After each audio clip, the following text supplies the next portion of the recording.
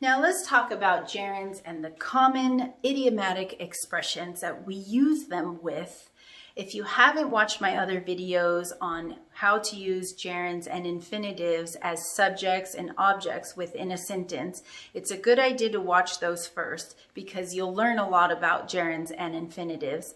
This video is an exception of those rules. Let's just remember first before I start explaining. A gerund is a verb plus an ing. It's not a verb in a sentence. It just looks like a verb. It acts like a noun, and it represents an activity. So for example, swim plus ing, swimming. Swimming is good for your health. Swimming is a gerund, not a verb, okay? Those are gerunds. Now, gerunds can be used after certain verbs and they can be used after prepositions.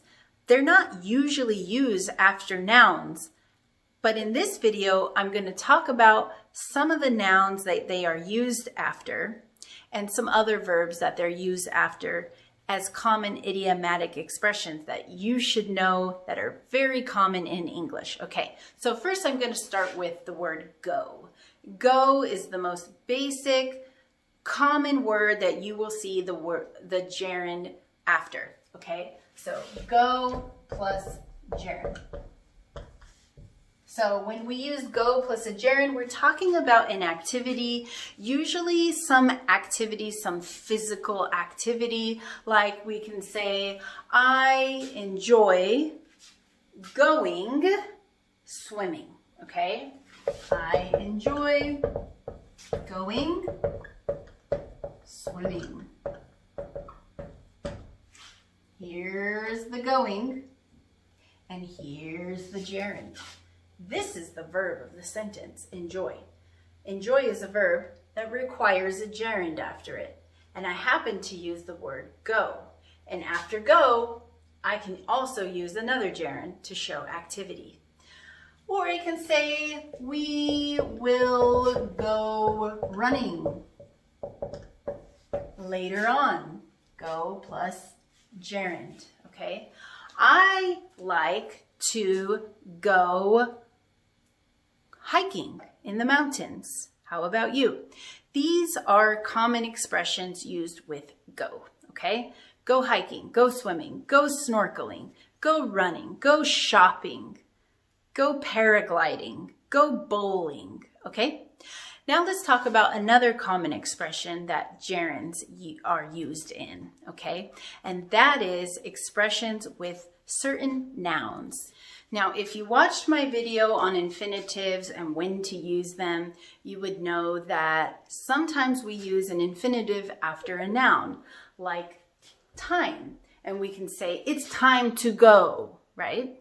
But in this case, with these nouns, which are things, our people, place, thing, idea, I'm going to show you how to use a gerund, okay? So sometimes we'll use fun plus a gerund, and we'll say, I had so much fun being at your party, or I had so much fun, plus a gerund, right? I had so much fun meeting you, or I had so much fun studying about gerunds and infinitives, right? Or you can use the word time. I had a hard time learning about this concept. I had an easy time reviewing for the test. Trouble. We say, I had some trouble keeping my grade up. I had some trouble keeping my grade up. So these are examples of expressions of nouns that can be used with the gerund, and they are very common. I highly recommend using one today, right when this video is over, to practice.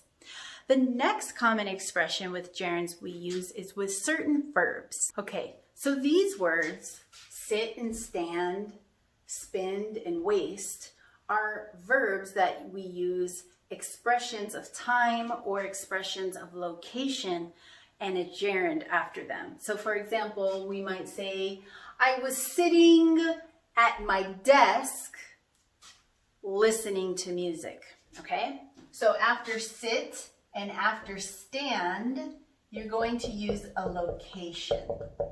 And then you're going to use a gerund, okay? I was standing in line waiting to pay. She was sitting in the grass reading a book. The children were standing in the classroom listening to their teacher, okay? With these ones, spend and waste, we use an expression of time plus a gerund. So, I spent 1 hour studying for my test. I wasted 5 minutes waiting in line at the DMV.